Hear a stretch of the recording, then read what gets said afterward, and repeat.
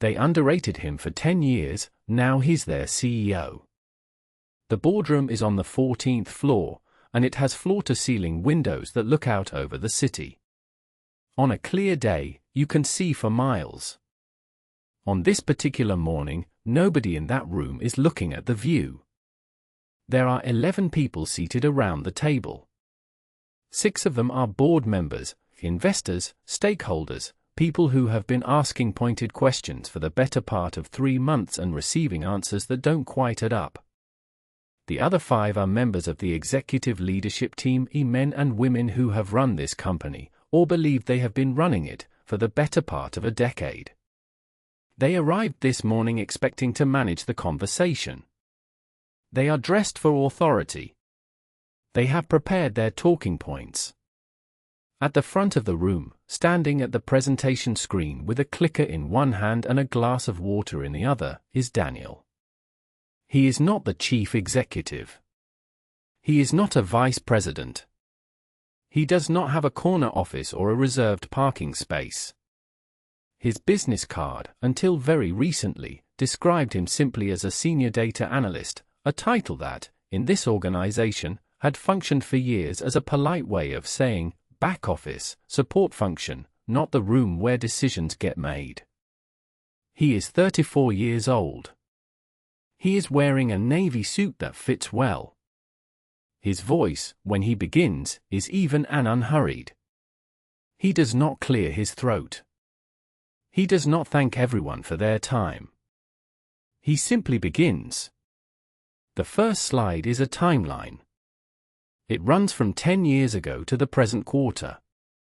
It maps, in clean and unambiguous lines, the gap between the projections this executive team submitted to the board each year and the outcomes those projections produced. The gap is not small.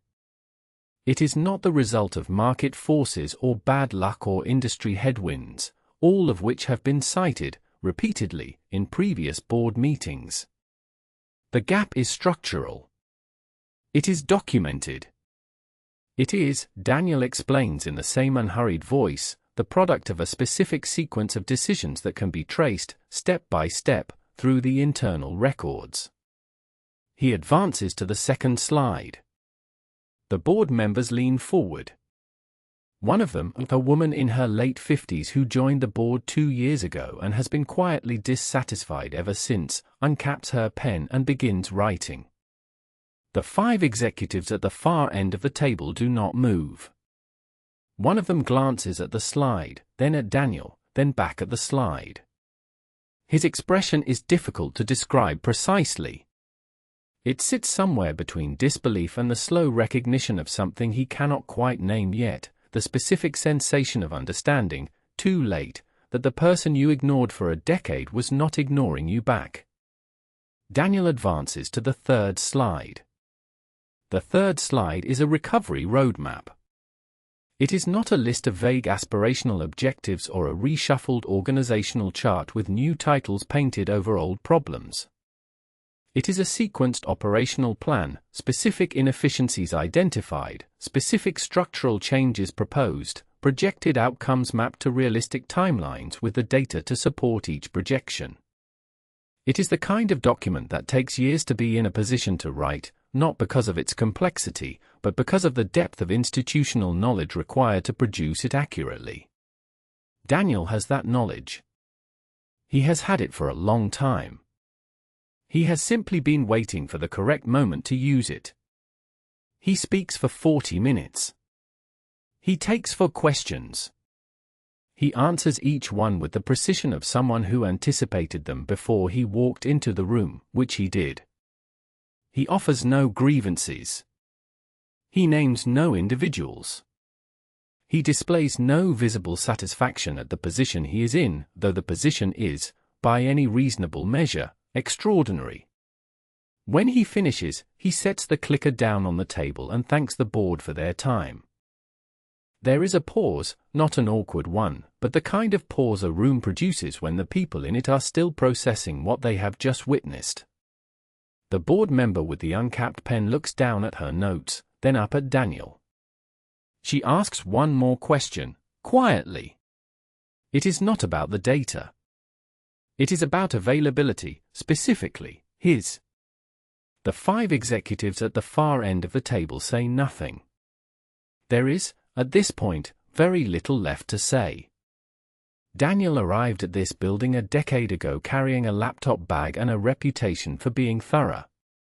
He was assigned to a desk in a room adjacent to the server infrastructure, given a stack of legacy reports that nobody had meaningfully updated in 2 years, and told, in the friendly but dismissive tone of someone who has already categorized you and moved on, that his job was to keep the numbers clean and flag anything that looked unusual.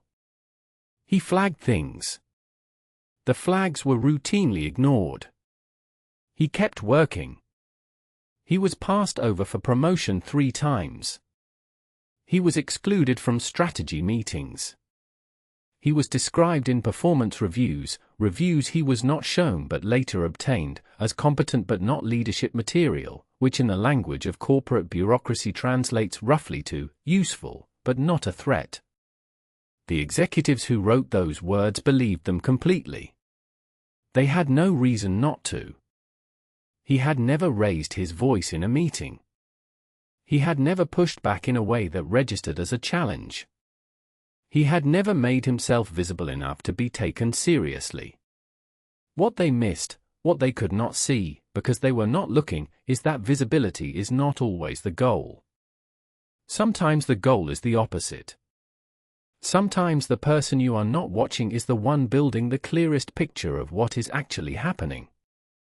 Daniel spent 10 years in that building being overlooked.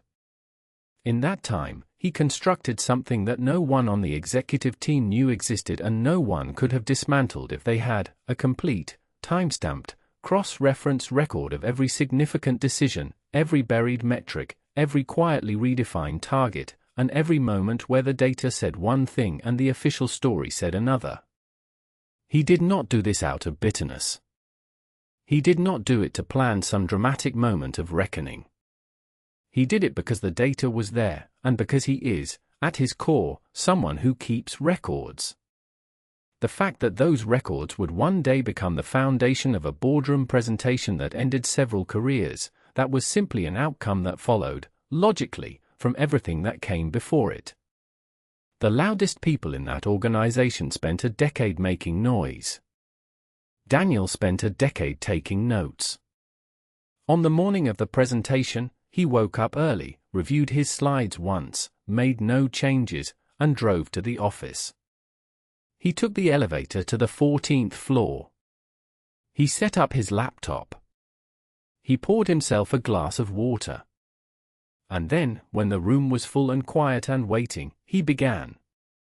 But to understand why the quietest person in that company ended up owning the room, to understand how a decade of being overlooked became the foundation of something unassailable, we need to go back. All the way back to his first week on the job, to a desk near the server room, and a stack of outdated reports that everyone else had already forgotten about. Crestline Logistics is not the kind of company that appears in business school case studies. It is mid-sized, regional, and unremarkable from the outside, a firm that moves freight, manages distribution contracts, and fills a necessary space in a supply chain that nobody thinks about until something goes wrong. About 300 employees across 2 offices. A client roster built over 2 decades. The kind of organization that has been around long enough to believe its own mythology. Daniel joins as a data analyst. He is 31 years old, methodical by temperament, and arrives with a background in operations research that makes him, on paper, one of the more technically capable people in the building. His interview goes well enough. He is offered a salary slightly below what he asked for. He accepts, because the role is interesting and the data infrastructure, from what he can see, has real problems worth solving. He is assigned a desk in a corner of the operations floor that everyone refers to, without irony, as the back office. It is not quite a closet, but it communicates the same message. His manager is a man named Greg, loud in meetings, generous with his own name in email subject lines, and the kind of person who describes himself as a big-picture thinker in a way that means he finds detail inconvenient. Greg has been at Crestline for 11 years. He knows everyone, owes favors to most of them, and has constructed a career largely out of proximity to decisions rather than the quality of them. Daniel's first week is instructive. Not because anyone teaches him anything particularly useful, but because of what he observes before anyone thinks to manage what he is seeing. His onboarding is brief. A login, a document folder, a 30-minute introduction to systems that Greg describes as robust and that Daniel identifies, within an afternoon, as 3 separate platforms that do not talk to each other, maintained by workarounds that have been in place so long that nobody remembers why they were built. He is given access to the performance reporting suite and told to familiarize himself with the weekly output. The reports are polished, color-coded, formatted with the kind of care that signals someone spent time on presentation. Daniel reads them carefully. Then he pulls the underlying data. Then he reads the reports again. They do not match. Not in minor ways. Not in the rounding error, slightly different methodology way that sometimes explains a discrepancy between a summary and its source.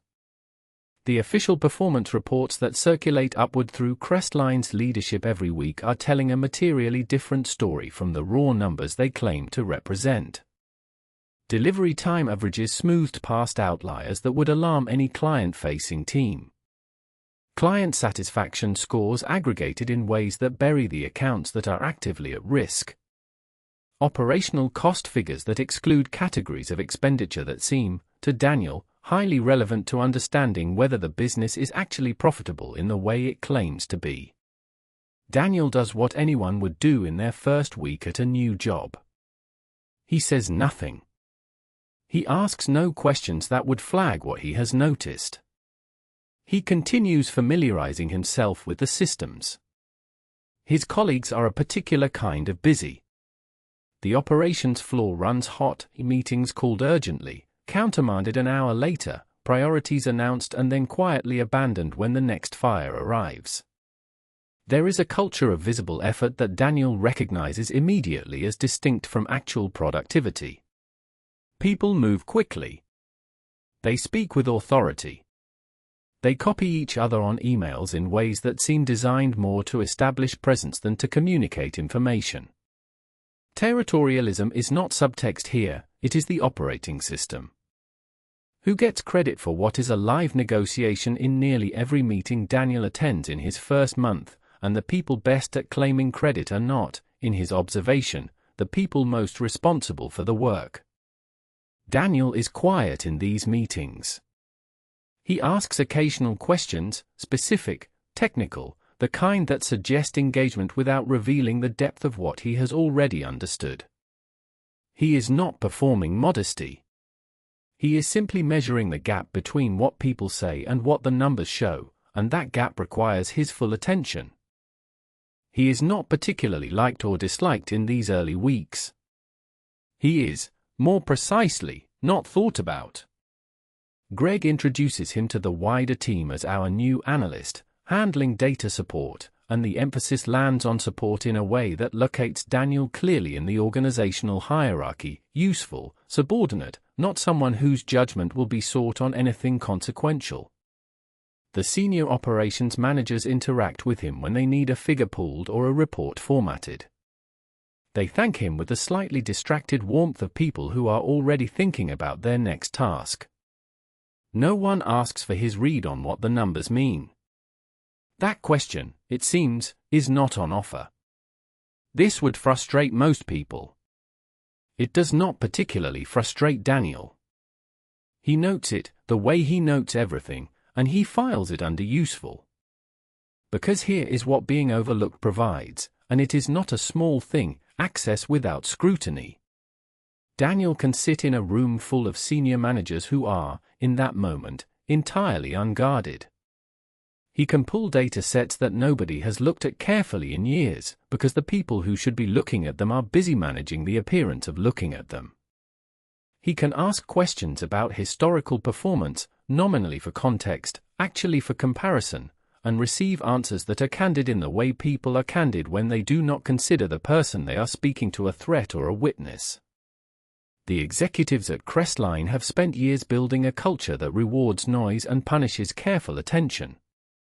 The loudest voice in the room wins the argument. The most confident projection becomes the forecast.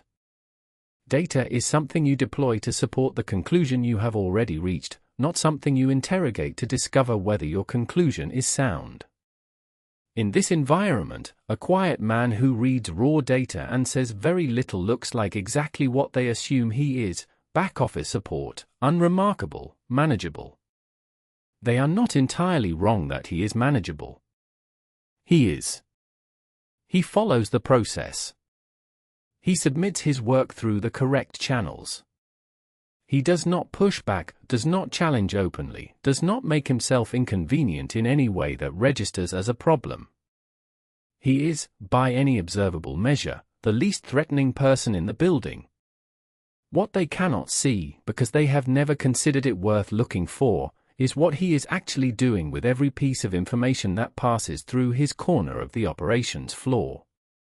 The back office is quiet. His colleagues barely glance in his direction.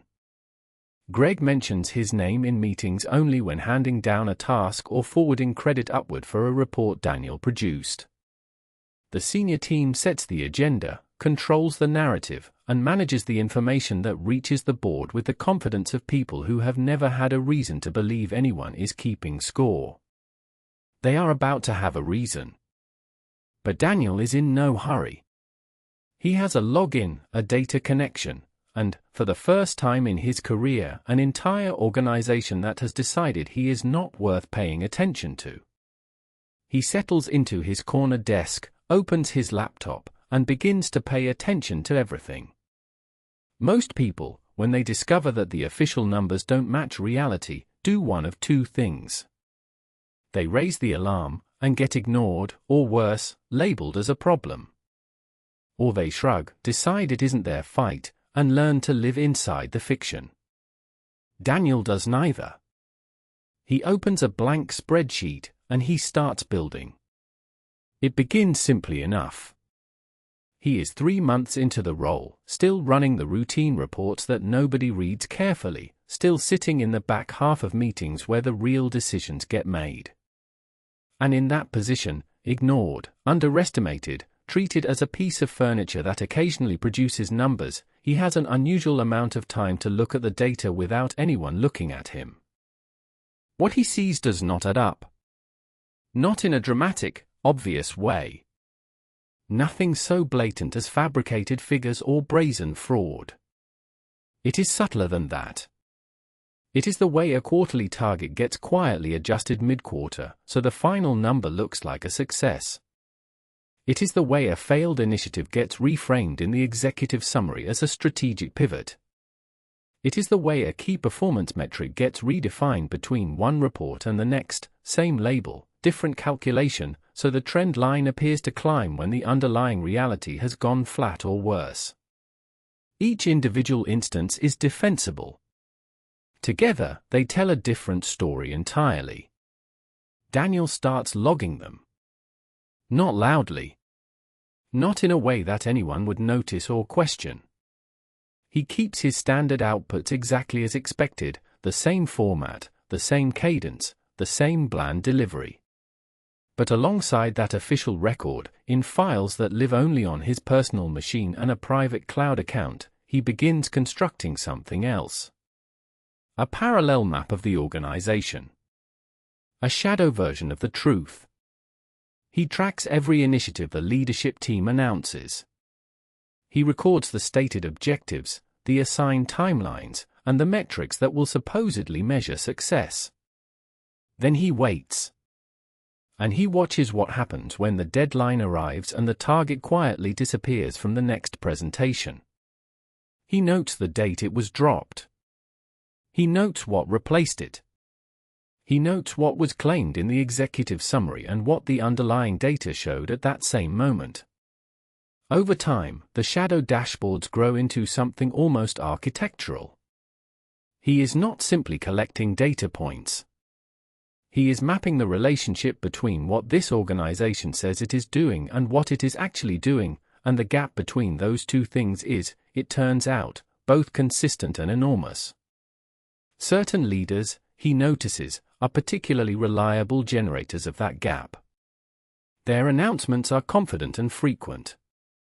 Their follow-through is almost non-existent. Their results, when measured against their own stated targets, are remarkably poor. But because the targets keep moving, and the metrics keep shifting, and the summaries keep reframing, the pattern never becomes visible to anyone above them. Anyone, that is, who isn't keeping a separate record. Daniel also tracks the directives that flow downward, the instructions his team receives from management, the priorities that get declared urgent one week and forgotten the next, the projects that absorb weeks of work before being quietly shelved without explanation. He logs those too. Not because he plans to use them immediately, but because he understands something that his managers have not yet considered, that an organization's history of failed decisions is its most accurate predictor of its future vulnerabilities, and that anyone who holds a clean, time-stamped record of that history holds something genuinely valuable. He is not building a grievance file. That distinction matters. A grievance file is about proving you were wronged. What Daniel is building is something colder and more useful than that, a structural analysis of organizational failure, assembled by the one person in the building with both the access to the raw data and the patience to record it without anyone noticing. He is not angry. He is observational. The difference is everything. The months accumulate. The shadow dashboards grow.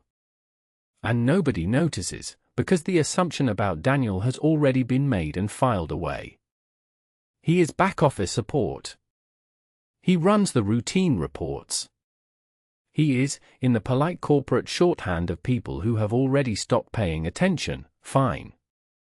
Competent enough to keep around. Not someone you need to think about.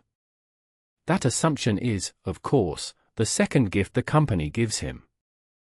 Because invisibility, in the right hands, is not a limitation. It is a research condition. Scientists do not want the subject of their study to know it is being observed. Historians do not warn the archive before they begin reading. Daniel has been granted something that no amount of seniority or status could have purchased for him, the ability to watch this organization operate without the organization performing for him. What he sees is what is actually there. The unguarded version. The real one. He also begins to notice patterns in how data gets handled before it travels upward. Reports pass through several hands before they reach the leadership level, and at each stage, the numbers are smoothed, contextualized, and occasionally reversed in implication. A shortfall becomes a baseline reset. A missed target becomes an insight about market conditions. Daniel watches this editorial process operate on the same raw figures he holds in their original form, and he understands, clearly and without particular emotion, that by the time information reaches the people nominally in charge of this company, it has been processed through a filter designed primarily to protect the people doing the processing. He keeps the originals. Every version. Every date. Every delta between what the data showed and what the summary claimed. By the end of his first year, his shadow system is detailed enough that he could reconstruct the operational history of the company's last 4 quarters from first principles, the real history, not the presented one. By the end of his second year, it covers 6 quarters and includes a granular breakdown of which decisions, made by which layers of leadership, produced which downstream failures. He has not shown this to anyone. He has not discussed it. He has simply continued to show up, run his routine reports, and update his private record with the quiet consistency of someone who has decided to play a very long game. His managers, meanwhile, have concluded that Daniel is reliable but limited. Useful for the numbers, not the kind of person you'd put in front of a client or an executive. They are not threatened by him. They have no reason to be. From where they are standing, he is exactly what he appears to be, a steady, unambitious analyst doing his job without complaint. They are not entirely wrong about the unambitious part. Daniel is not chasing a promotion. He is not networking his way toward visibility or lobbying for recognition. He has something more durable in mind than a title. He is building a picture so complete, so accurate, and so meticulously sourced that when the moment eventually comes, and he is patient enough to know that in an organization this dysfunctional, a moment will come, he will be the only person in the building who can explain, precisely and with evidence, exactly what happened and why. He is not taking notes. He is building a case. By his second year at the company, Daniel has a complete map of how information moves through the building. Not the official map, the org chart on the intranet, with its clean lines and tidy reporting structures. The real map. The one that shows you who intercepts what, who repackages it, and who takes a bow at the end. The pattern is not subtle once you know to look for it. Daniel submits analysis on a Monday. His direct manager, a man named Callum, absorbs it, sits on it for 2 or 3 days, and then surfaces it in a Thursday leadership meeting as though the insight materialized from his own head. The language shifts slightly. The framing becomes more assertive. Callum's name is the one attached to it when it travels upward. Daniel's is not.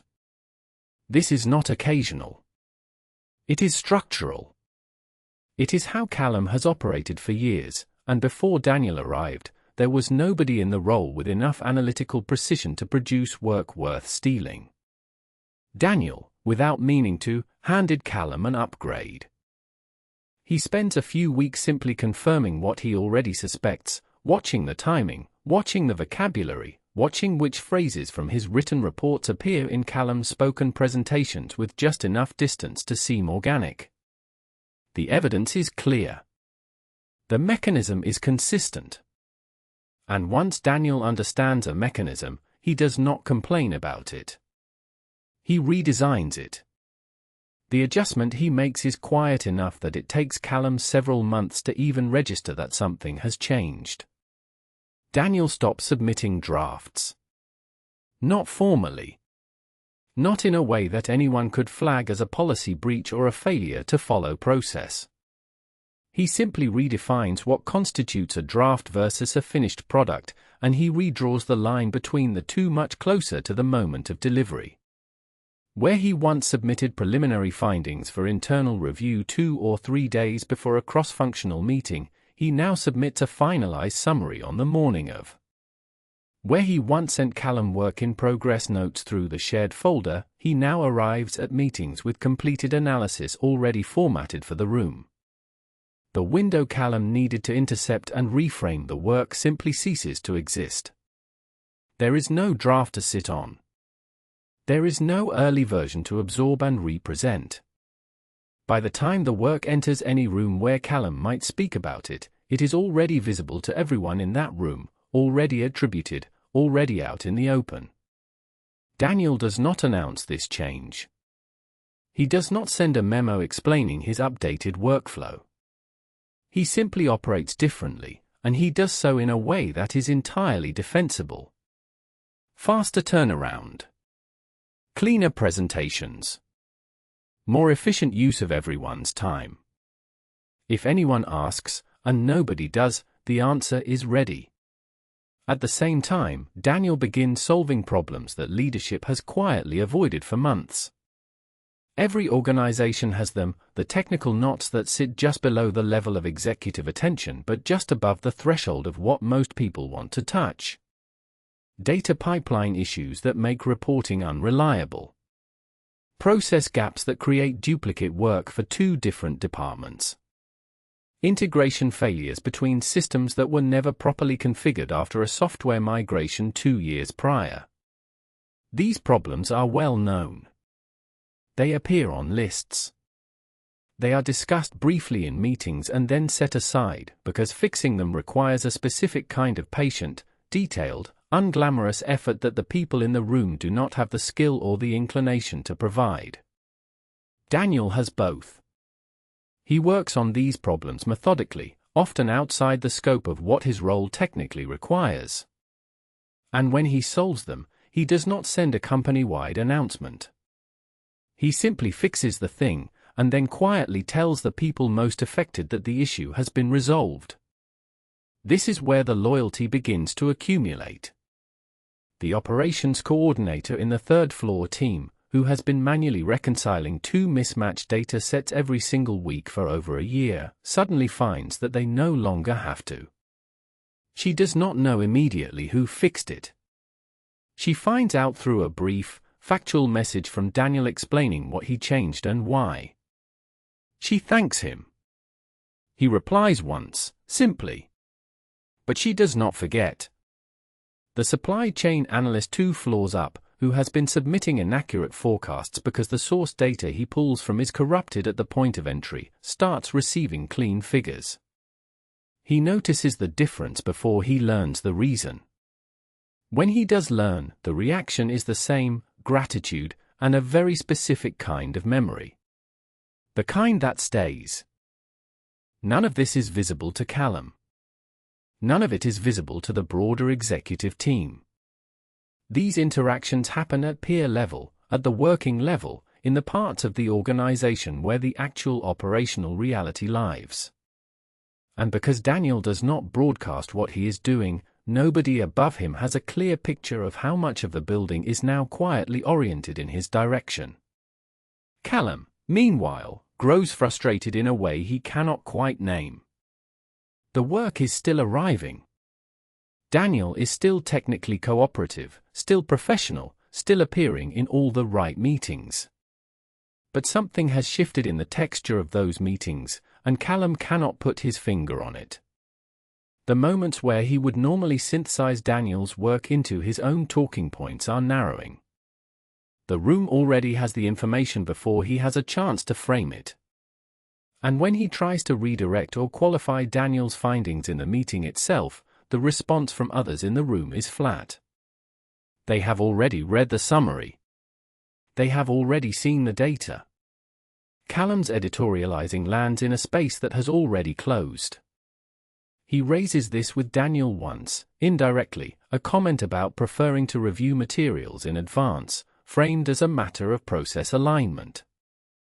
Daniel listens, nods, and says he will aim to flag when final versions are ready as early as possible on the day. It is a perfectly reasonable response. It changes nothing about the timing. Callum does not raise it again, because there is nothing specific to object to. Nothing Daniel does is insubordinate. Nothing is aggressive. There is no confrontation to have, no grievance to escalate, no rule that has been broken. The frustration has no handle. This is precisely the point. Daniel has not outmaneuvered Callum through conflict. He has simply made the conditions for Callum's behavior stop working. The credit theft required a gap between production and visibility. Daniel closed the gap. The influence required ignorance from peers about who was actually solving their problems. Daniel introduced himself, quietly, one solved problem at a time. He has built something that does not appear on any org chart and does not require a title to function, a network of people who know, from direct experience, that when Daniel says something will be done, it will be done, and that when Daniel's analysis lands in a room, it is worth trusting. His managers have volume. They have seniority. They have the official authority to direct his work. What they do not have is that. And in the long arc of how organizations actually function, not how they are supposed to function, but how they actually do, that network is worth considerably more than the org chart suggests. Daniel is not climbing the ladder. He is making himself the person the ladder needs to stand on. There is a particular kind of pressure that reveals people. Not the slow, chronic pressure of difficult work, that kind, most professionals can manage. The pressure that exposes people is the sudden kind. The quarter that goes wrong faster than anyone expected. The client who starts asking questions leadership cannot answer. The number that appears on a slide and sits there, quietly refusing to be anything other than what it is. For the company Daniel had spent years inside, that quarter arrived on a Tuesday in October. The fiscal results were not catastrophic, not yet. But they were bad enough to require explanation, and explanation was not something this executive team did well. What they did well was performance. Volume. The confident assertion delivered at sufficient speed that no one had time to check whether it corresponded to anything real. That approach works in good quarters. In bad ones, it starts to crack. The meetings that followed were the kind Daniel had been watching for years, except now, the temperature in the room was different. The voices were louder. The interruptions came faster. The blame, which had always circulated quietly beneath the surface, began breaking through into open air. Daniel attended every one of these meetings. He sat in the same seat he always occupied, slightly to one side, notepad open, expression neutral. He said very little. What he said, when he said it, was precise. The first meeting of the quarter review cycle opened with the Chief Operating Officer presenting a revised forecast. The numbers had been adjusted, softened, in the particular way that numbers get softened when the people adjusting them would prefer not to explain the originals. The operations director, whose team had missed 2 consecutive targets, immediately began attributing the shortfall to supply chain disruption. The sales director said the issue was pricing, and that he had flagged this 6 months ago. The operations director said that was not what he remembered. The sales director said his memory was convenient. This exchange lasted 11 minutes. Daniel did not speak during it. He made a note. When the room finally ran out of momentum, he asked a single question. He asked which specific supply chain disruptions were being referenced, and whether the operations team had documentation from that period that could be included in the review. The room went slightly quiet. The operations director said he would have his team pull it together. Daniel thanked him and wrote something down. The meeting moved on. But the question had done something. It had made visible, for everyone in the room, that the supply chain explanation had just been offered without a single supporting detail, and that the first person to ask for one had been the analyst sitting quietly to the left. This was the technique, if it can be called that. Daniel was not challenging anyone. He was not being difficult. He was simply asking for the thing that professional accountability requires as a matter of course: evidence, specifics, documentation. In a well-run organization, these questions would be unremarkable. In this one, they were quietly devastating, because the answers were almost never available. He deployed the same approach in meeting after meeting across that quarter. A question about which directive had authorized a particular decision.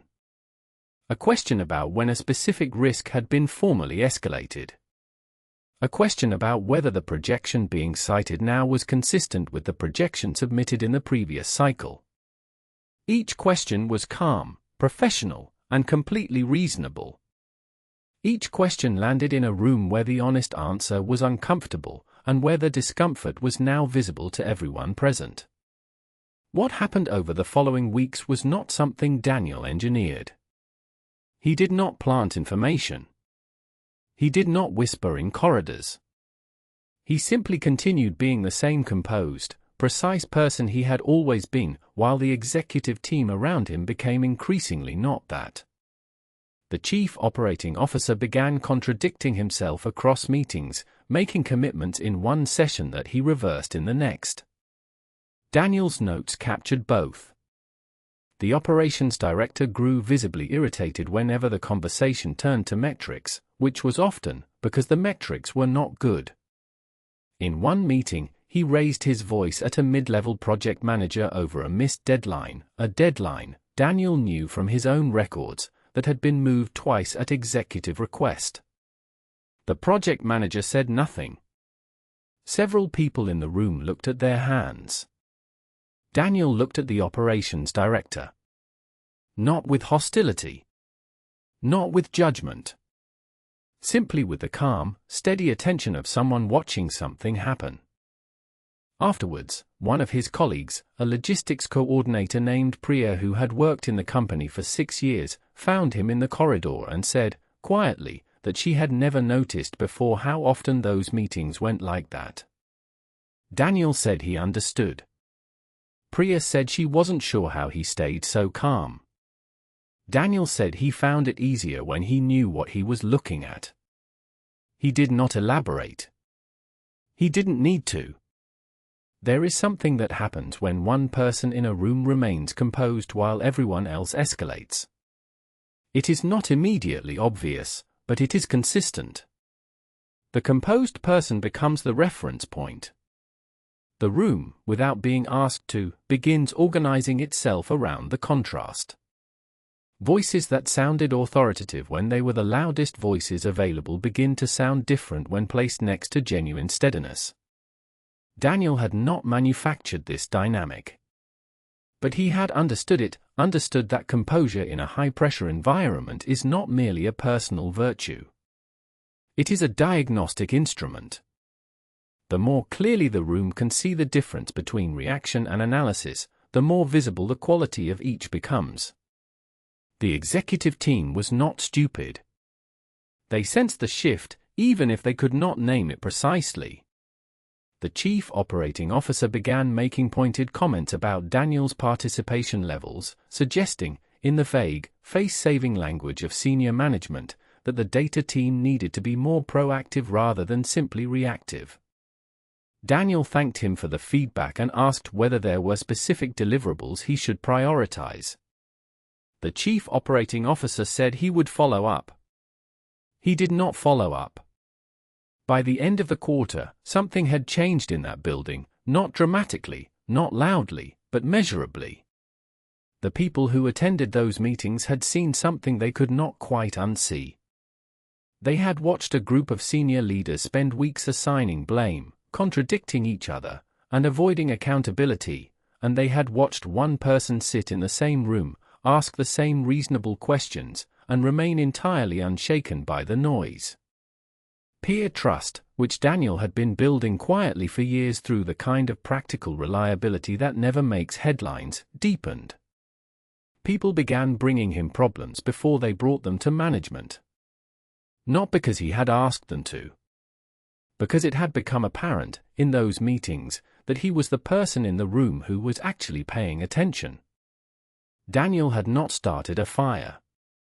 He had simply refused to help put out one that the executive team had lit themselves, and in doing so, he had made entirely clear who was holding the matches. The difficult quarter was not over. The consequences of the decisions captured in his dashboards had not yet fully arrived. But the room had seen what it had seen. And some rooms, once they have seen clearly, cannot go back to seeing the way they did before. Every organization that runs on noise eventually produces a silence it cannot explain. A gap in the record. A quarter that simply does not add up. A client who does not renew. A contract that disappears. And in that silence, if you know where to look, you find everything. For Daniel's company, the silence arrived in the form of a lost contract, one of the largest in the firm's portfolio, a logistics agreement with a regional distribution network that had been a cornerstone account for nearly 6 years. The client did not leave suddenly. They left the way clients always leave when they have been patient for too long, quietly, with a short email, and without any interest in being talked out of it. The internal reaction was immediate and loud. The executive team convened an emergency meeting within 48 hours. There were raised voices. There were pointed fingers. There were competing accounts of what had happened, who had approved what, and who had failed to act on which piece of information. A directive issued 9 months earlier was suddenly everybody's priority and nobody's responsibility. The paper record of that directive, it turned out, was incomplete, because the people responsible for it had never been precise about what they were asking for, only about who they planned to credit when it went well. Now it had not gone well, and the credit structure had inverted overnight. Daniel sat in that meeting and said almost nothing. He asked 2 questions, precise, process-oriented questions about the timeline of the client service complaints, and then he listened. He watched 3 senior leaders contradict each other on the record, in a room full of witnesses, about decisions that had been made in his presence. He noted the contradictions, not with any visible reaction, but with the particular stillness of someone who already knew the answers. Because he did.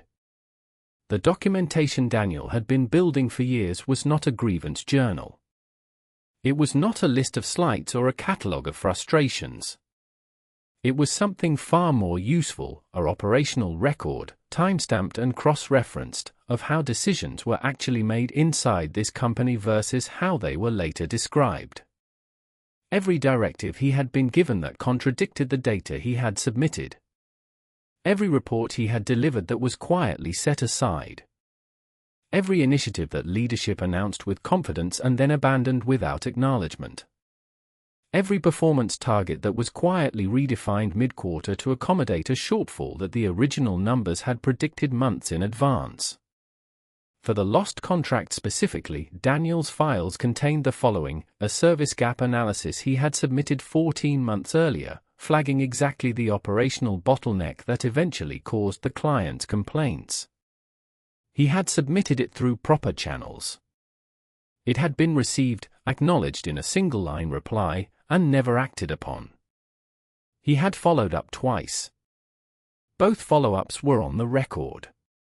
The decision to deprioritize the flagged issues had been made above his level, by people who were now, in a conference room, suggesting that the problem had emerged without warning.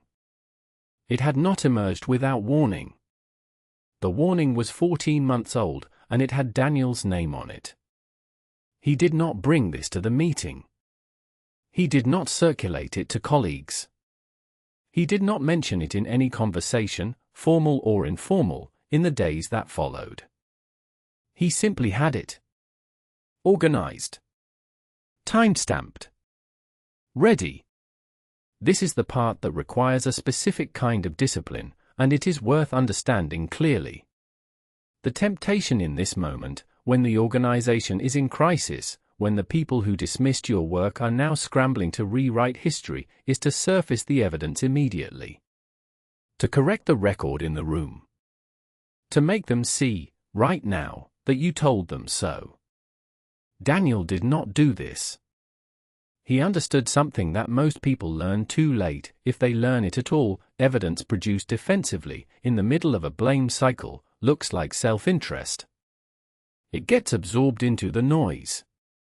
The person presenting it gets characterized as someone who is protecting themselves, and the content of what they are presenting gets discredited by association with their motive.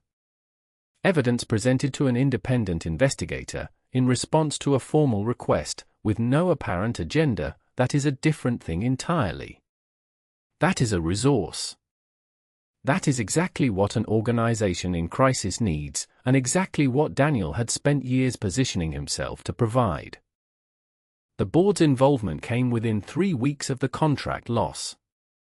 The scale of the client departure, combined with the financial exposure it represented, crossed a threshold that required formal board notification. And once the board was notified, several members, particularly those who had been quietly concerned about the pattern of optimistic reporting from the executive team, pushed for an independent internal review.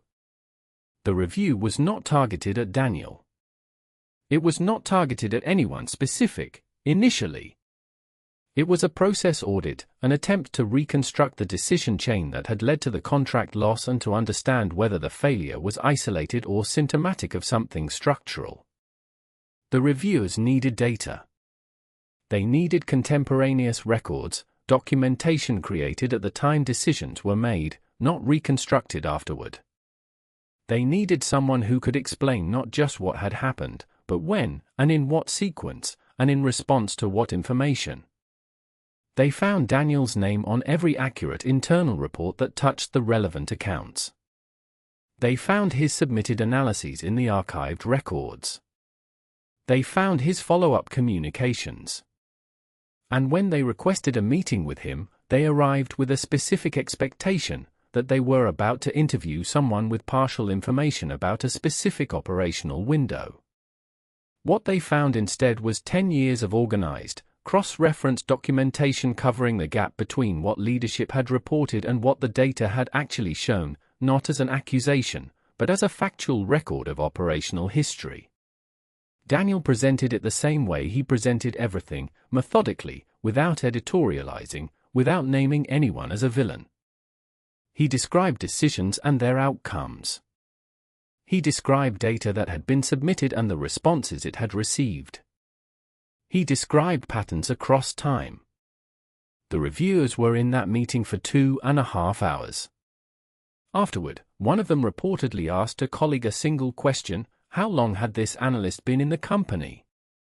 When told the answer, just over 10 years, there was a pause, and then, why is he still an analyst? It was a fair question. It was also, in its way, the moment the whole structure began to shift. Daniel had not manufactured this. He had not engineered a crisis or accelerated a collapse. The company had built its own failure over years of substituting volume for competence, and the failure had arrived on its own schedule. All Daniel had done was document what was happening while it happened, protect that documentation carefully, and wait for the moment when someone with actual authority would need to know the truth. That moment had arrived. And Daniel, composed as always, was ready. The executives who had spent years controlling what information reached the board had finally lost control of the one thing they had never thought to manage, the record. Because the record had been kept by someone they had never considered a threat. Someone quiet. Someone back office. Someone they had passed in the corridor for a decade without once wondering what he was watching. They had handed him the evidence and called it routine work. He had accepted it, organized it, and waited. Patience, it turns out, is its own kind of leverage, and Daniel had been accumulating it for years. The invitation arrives on a Tuesday morning, and it does not come from Daniel's manager. It comes from a board member, a woman named Hargrove, who sits on the audit subcommittee and has spent the past 3 weeks reviewing internal performance reports as part of the board's investigation into the contract loss. She has noticed something. Across full years of documentation, across quarterly summaries and operational digests and cross-functional briefings, one analyst's name appears with unusual consistency on every report that turned out to be accurate. Not the reports that were optimistic. Not the ones that promised recovery by next quarter. The ones that were right. She sends a brief message through the company's internal system, copying no one, asking Daniel whether he would be available to present his analysis to the full board the following Thursday. It is framed as a request. Daniel accepts the same afternoon. He does not tell his manager. He is not required to. There is a certain kind of person who, upon receiving an invitation like this, immediately begins calculating how to use it as a grievance. How to make sure the room knows what was done to them. How to translate a decade of being overlooked into a public settling of scores. Daniel is not that person, and that distinction is precisely why he is about to walk into the most important room of his career without a single note of bitterness in his voice. He has 7 days to prepare. He uses all of them. The presentation Daniel builds is not what his former managers would have built. It does not open with context-setting slides about his background or his tenure.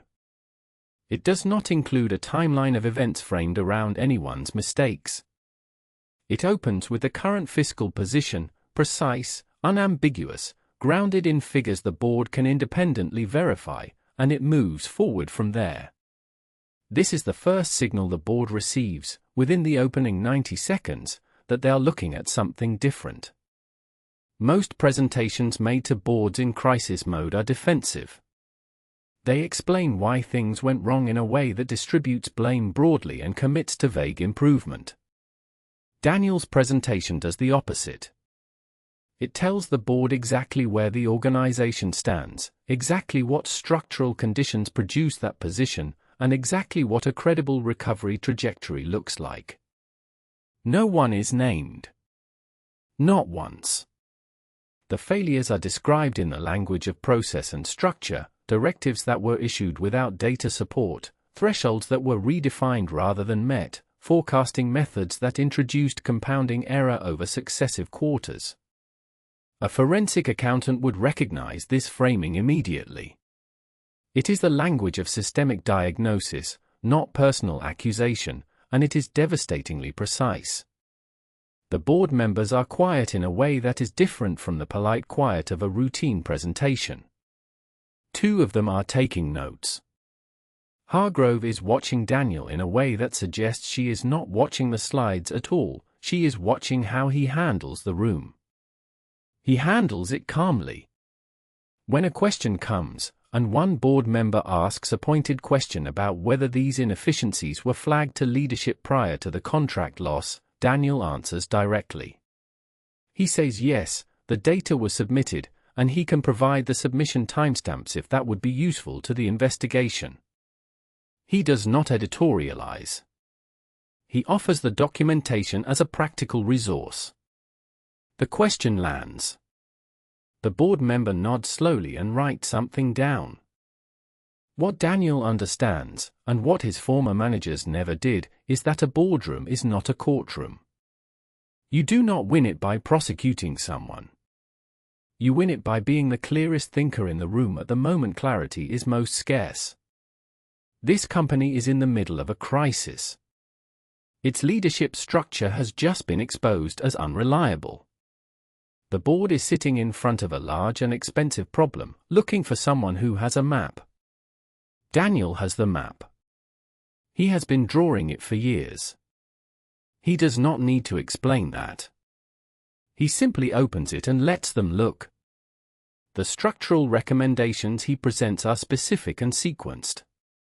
He identifies 3 operational bottlenecks that have been generating cascading delay across the supply chain for over 2 years. He outlines a realignment of reporting structures that would reduce the gap between field data and executive decision-making, the exact gap, though he does not say so, that his managers exploited and his shadow dashboards recorded. He presents 2 fiscal scenarios, a conservative recovery trajectory and an accelerated one, each with defined dependencies and measurable checkpoints. He tells the board what he would need to see in place within 90 days to have confidence in the accelerated path. He does not say who should implement it. He does not position himself as the person who should lead it. He presents the analysis and lets the board draw their own conclusions. And they do. One of the longest silences in the room comes after Daniel finishes and asks whether there are further questions.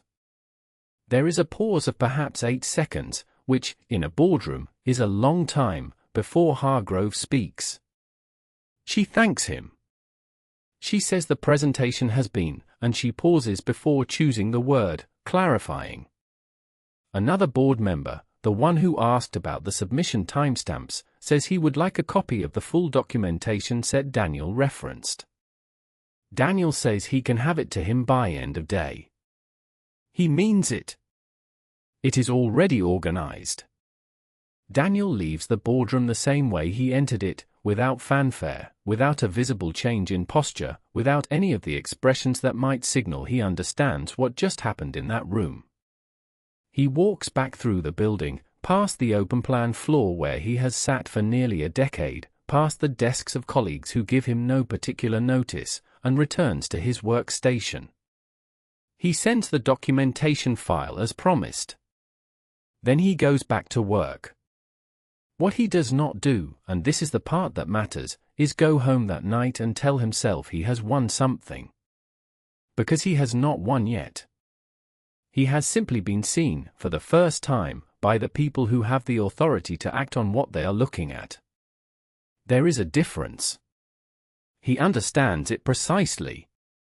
His former managers, had they known what happened in that room, might have described it as a betrayal. A breach of protocol. Going over their heads. But Daniel went nowhere. He was invited. He used the proper channels, accepted a request from a board member with the standing to make it, and presented factual analysis to the organization's governing body during an active investigation. Every single step was clean. Every single step was above reproach. That is not an accident. That is the architecture of 10 years of patience, the understanding that the moment, when it finally came, would need to be unimpeachable. And it is. The board has its map. The investigation has its documentation. And somewhere in the building, a small group of executives are beginning to understand that the quiet analyst they ignored for a decade has just walked into the most important room in the company and left it having said nothing wrong, nothing excessive, and nothing they can touch. The room does not always go to the loudest voice. Sometimes it goes to the one person who actually knew where they were going. The presentation ends on a Thursday afternoon. By Friday morning, the building feels different. Not louder. Quieter. The kind of quiet that follows a pressure release, when something that has been straining against its own weight finally gives. People in the corridors speak in lower voices. Meetings that were scheduled get quietly postponed. A few calendar invitations disappear without explanation. The executive team, which spent years filling every available silence with the sound of its own authority, has almost nothing to say. Daniel returns to his desk. He answers emails. He runs his reports. He does exactly what he has always done, because that is precisely the point. Nothing about his posture signals that he knows what is coming. And yet he does. He has been watching this organization long enough to read the weather. The storm has broken. What follows now is the clearing. The only question is what gets rebuilt, and by whom. The board moves quickly, which is itself a departure. Boards at companies like this one tend to move in geological time, deliberate, heavily processed, cautious to the point of paralysis. But the investigation has clarified things considerably. The forensic trail Daniel's documentation provided does not leave much room for interpretation. The sequence of decisions that produce the contract loss is laid out with the kind of precision that makes denial functionally impossible. Numbers do not have motives.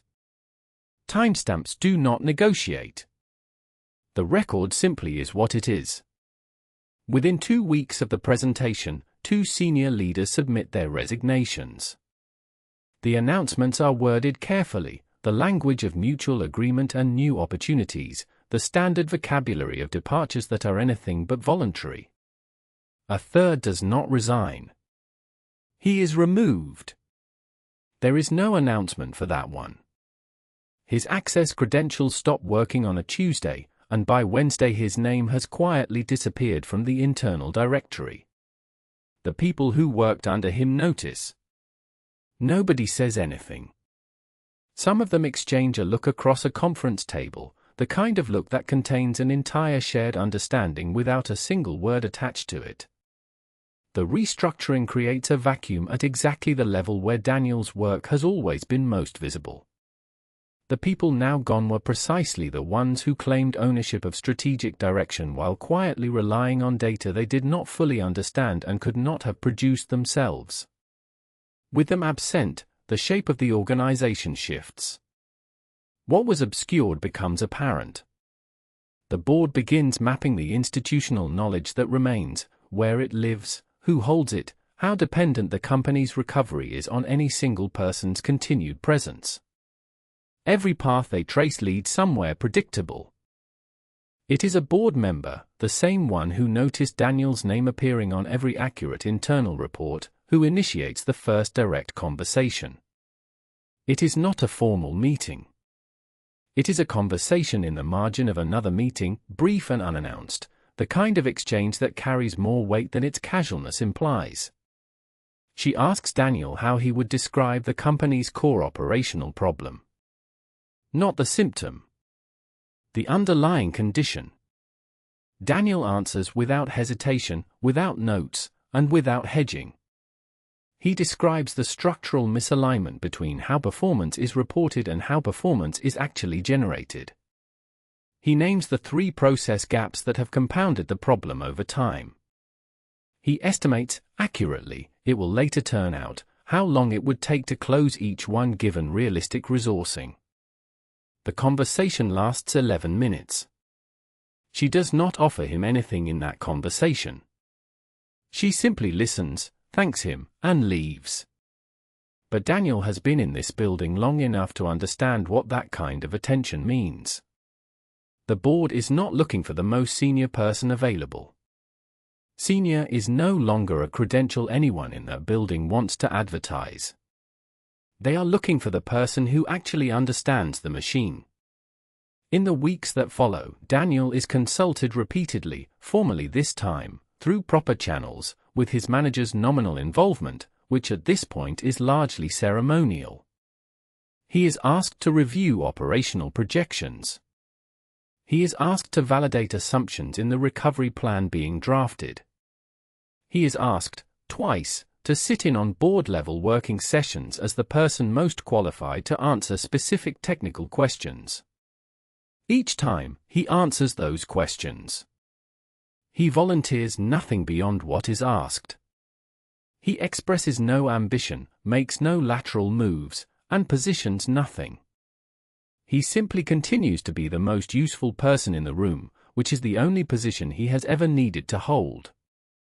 There is a meeting, roughly 6 weeks after the boardroom presentation, in which the question of permanent leadership is formally placed on the table. The board has been working from a shortlist that external consultants assembled, names from outside the organization, candidates with impressive titles from other companies, the kind of polished profiles that look reassuring on paper. The consultants present the shortlist. The board listens. And then one member asks a question that quietly ends the conversation. Of all the candidates on this list, which one already knows where the bodies are buried? That is not a rhetorical question. After everything the investigation revealed, the board is not interested in someone who will spend their first 18 months learning the terrain. They need someone who has already mapped it. Someone who has been mapping it, as it turns out, for years. The shortlist does not go away officially. But it goes quiet. And the name that keeps surfacing in conversations, in the margins of meetings, in follow-up calls, in the working sessions where the recovery plan is taking shape, is not on the shortlist at all. Daniel is asked to meet with the full board on a Wednesday morning. He is not told in advance what the meeting is specifically about. He brings nothing with him except the same composure he has brought to every room in this building for the better part of a decade. The offer is made directly, without theater. The title, the scope, the timeline. A question, is he willing? He asks for 48 hours. Not because he is uncertain. Because 48 hours is the correct answer, composed, measured, appropriate to the gravity of the decision. He uses those 48 hours to confirm 2 things, that the board's recovery priorities align with the structural changes his own analysis identified as necessary, and that his operational authority will be genuine rather than nominal. Both confirmations come back clean. He accepts. His appointment is announced internally on a Friday. The communication is brief, factual, and accompanied by no fanfare. There is no all-hand celebration, no theatrical reveal. The email goes out at 9 in the morning. By noon, the response across the building has settled into something that is not quite surprise. The people who would have objected, who would have briefed against him, positioned rivals, worked the informal channels to create friction, are no longer there. And the people who remain, the ones who watched him solve problems quietly and without credit for years, who received his help when the chain of command offered nothing, who noticed that his numbers were always right, those people do not need convincing. They already know exactly who kept the lights on. There is no dramatic final scene. No confrontation, no speech, no moment where Daniel turns to the camera and delivers a verdict. He simply becomes the CEO of the company that spent 10 years treating him as furniture. On Monday morning, he is in the office before most people arrive. He has a meeting at 8. He has prepared for it. He is ready. He has, in every meaningful sense, been ready for a very long time. At some point in watching a story like this, a question becomes unavoidable. Not did he deserve it, that was settled long ago. The question is, how, exactly, did he do it? Not in the motivational sense. Not in the believe in yourself sense. In the precise, tactical, repeatable sense. Because what Daniel executed over 10 years was not instinct. It was a framework. And frameworks can be mapped. The first principle is the one most people get backwards. When Daniel was sidelined in his first weeks at the company, handed routine reports and excluded from strategic conversations, the natural reaction, the reaction most people have, is to push back. To advocate loudly for a seat at the table. To make noise until someone listens. Daniel did the opposite. He accepted the position he was given, and he used it. Being underestimated is only a disadvantage if you announce that you are aware of it. The moment you react to being overlooked, you become visible in exactly the wrong way, as someone who wants status rather than someone who produces results. Daniel understood, either by instinct or by calculation, that invisibility is not a punishment. In the right hands, it is a vantage point. When no one is watching you closely, you can watch everything else without interruption. The first principle, then, is this: accept the position you are placed in long enough to understand the full landscape. Observation requires stillness. Stillness requires patience. And patience, in an environment full of people too loud and too reactive to sit with discomfort, is itself a form of power. The second principle is where most people's instincts fail them even more completely. When Daniel began noticing the gap between what leadership reported and what the data actually showed, the tempting move would have been to say something. To flag it. To raise a concern through the appropriate channels and wait to be thanked for the integrity. This is, in most organizational environments, a reliable path to being quietly managed out. The person who points at the gap becomes the problem. The gap itself is forgotten. Daniel did not point at the gap. He documented it. Every missed target, every redefined metric, every buried deadline, logged, timestamped, cross-referenced, and filed. Not for immediate use. Not as a weapon held at the ready. Simply as a record. The distinction matters enormously. Documentation held in anger is evidence of a grievance. Documentation held in discipline is leverage. The second principle is this: do not react to what you observe, record it. The record is patient in a way that people are not. It does not get tired. It does not get emotional. And when the moment finally arrives that requires it, as it always does, in organizations run by people who eventually overreach, the record is there, complete and undeniable.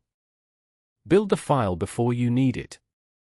By the time you need it, it should already be finished.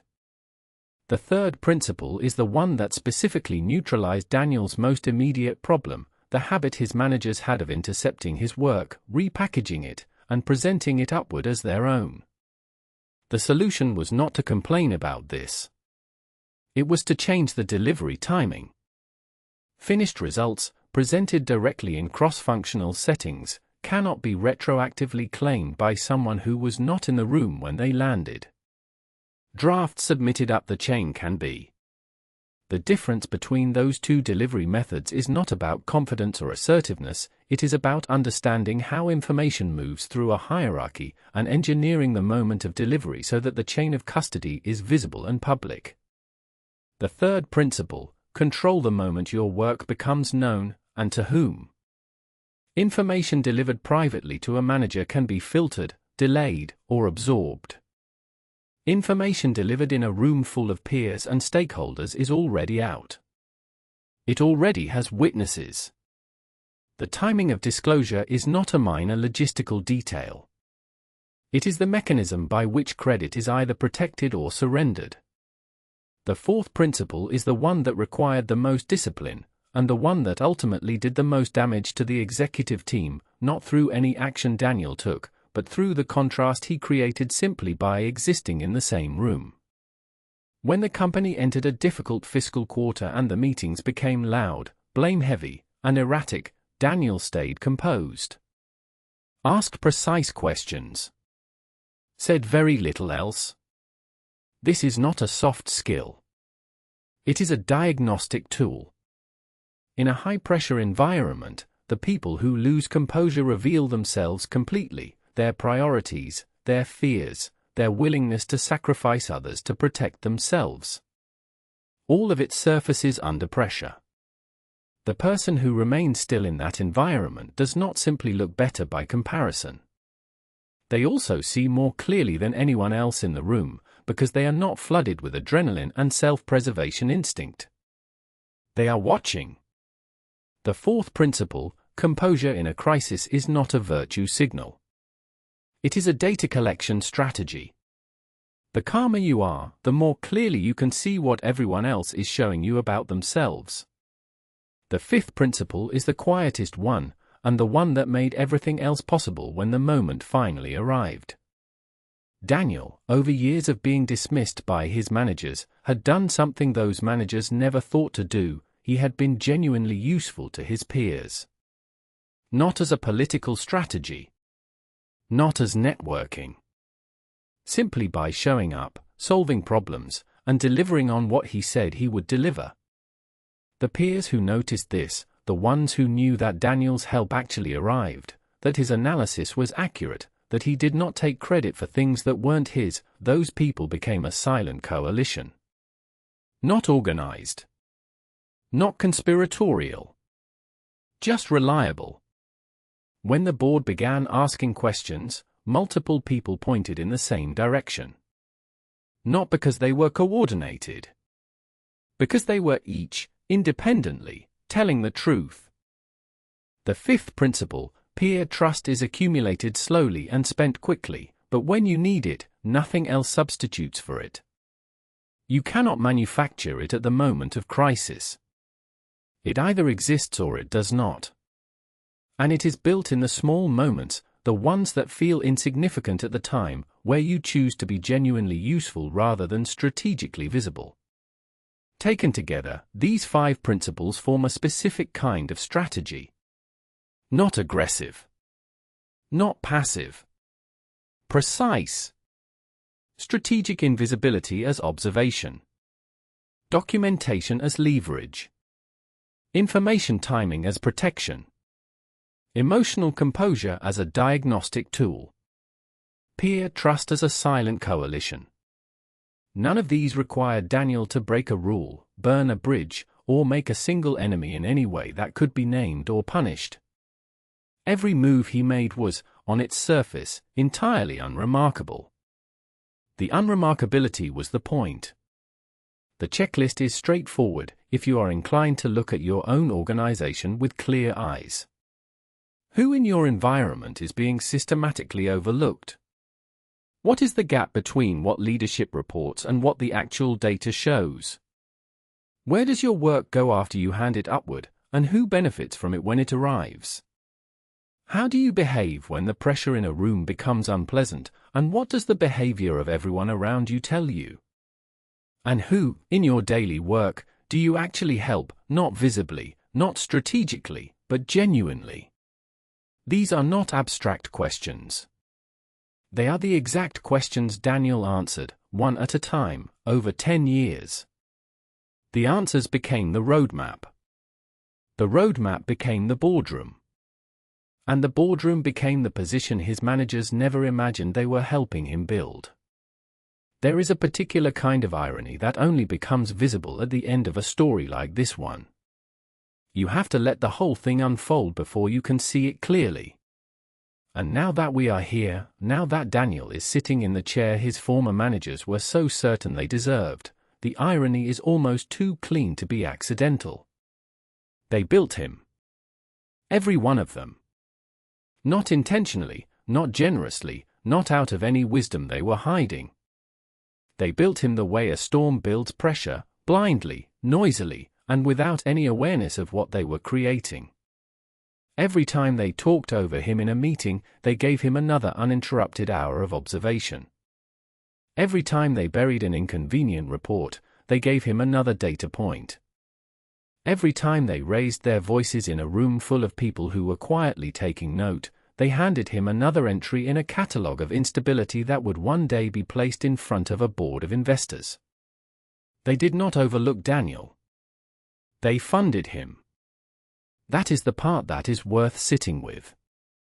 Because the conventional story about being underestimated is usually a story about endurance, about surviving long enough for the world to correct its mistake. Daniel's story is something more precise than that. It is a story about a man who understood, early and clearly, that the mistake being made about him was not a problem to be solved. It was a resource to be managed. Invisibility, in the right hands, is not a disadvantage. It is a condition of access. When no one is watching you, you can watch everything. When no one takes your analysis seriously enough to intercept it, you accumulate a version of reality that no one else in the building is tracking. When no one credits your contributions, you develop relationships with peers based on something more durable than proximity to power, based on actual, delivered results that people remember precisely because they arrived without any performance attached to them. Daniel was not lucky. He was not simply patient in the way people sometimes mean when they say patience, passive, waiting, hoping. He was patient the way a structure is patient. Quietly load-bearing.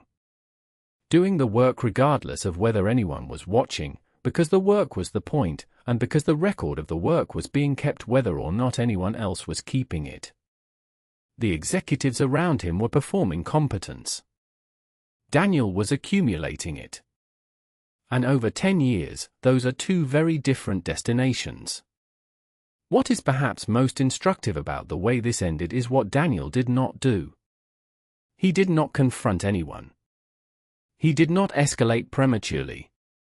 He did not go around his managers until he had something worth going around them with, and when he did it through proper channels, at the right moment, with materials that spoke entirely for themselves.